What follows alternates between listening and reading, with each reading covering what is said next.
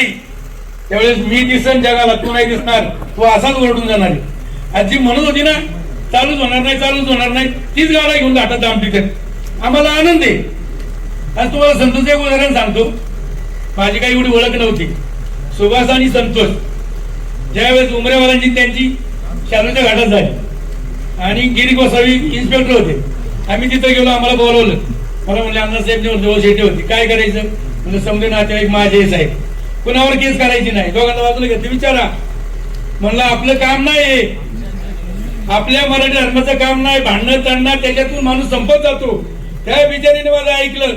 टमटम चालवणारा माणूस आज याचा किंग झाला आणि माझ्यावर प्रेम आजपर्यंत त्यांनी तसंच ठेवलं आणि तो मला आनंद आहे. अनेक वेळा ठेवलं. मी काय आजच आलो अशातला भाग नाही.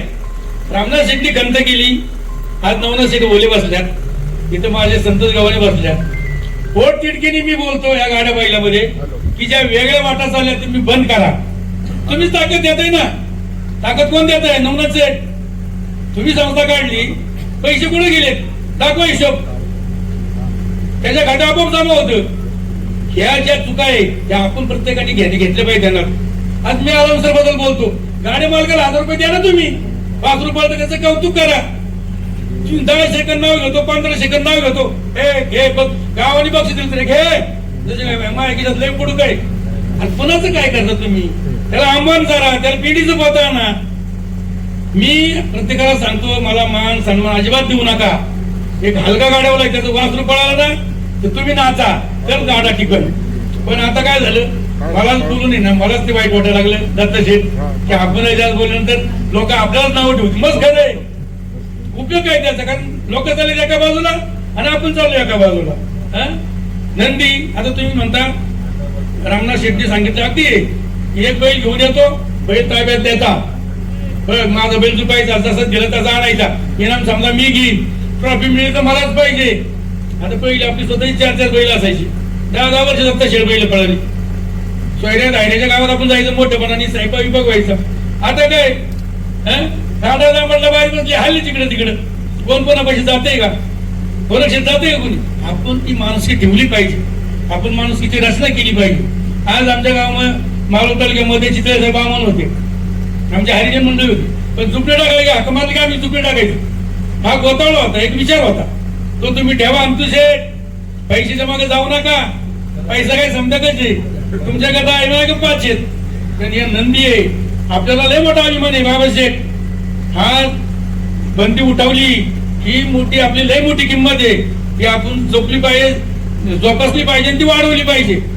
आणि गाड्या बैलामध्ये तुम्ही काही नियम लावताना चांगले लावा. आता परवा काय झालं बघा, मी पहिल्या दिवशी माझा चांगला बैल आणला नाही. मी आता शिंदेगावच सांगतो, माझे काही शत्रू नाही.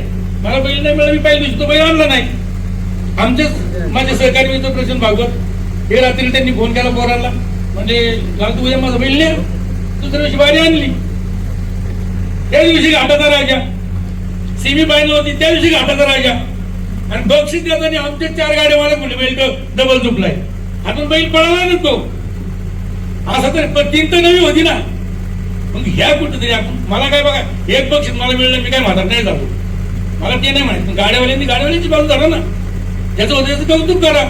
पण तुम्ही 2 आमचा घाटाचा राजा पुकारला आणि तुम्ही 2-4 गाडीवाल्यांनी सांगितलं अण्णा वेगळ्याचा बैल डबल आहे. माझा डबल नाही, मी घेतलेला डबल होता. तर कौतुक झालं असतं, काय बिघडलं असतं? पुन्हा तर तुम्ही बक्षीस दिलायच ना, मला मिळलं असतं, काही पोरं नाचली असती. ठीक आहे, जास्त काही बोलू नाही. ह्या मांडेकर परिवारावरती असलेलं प्रेम, बैलावर माझं असलेलं प्रेम, आणि मी 25-30 वर्षामध्ये कुठलंही पद नाही घेता या बैलांसाठी माझं जीवन समर्पित केलं. याचा मला आनंद आहे. आपण सर्वजण मंडळाला हरण्या बैलाच्या या शोक संदेशाला जरी आज हानी झाली असेल तर हानीच्या रूपाने परत त्याच्या जावण्याला चांगला बैल यावा अशी पाणवत्याची प्रार्थना करून आपल्या सर्वांच्या वतीनं, मी माझ्या भेटी परिवाराच्या वतीनं भावपूर्ण श्रद्धांजली करून या ठिकाणी थांबतो. रामकृष्ण.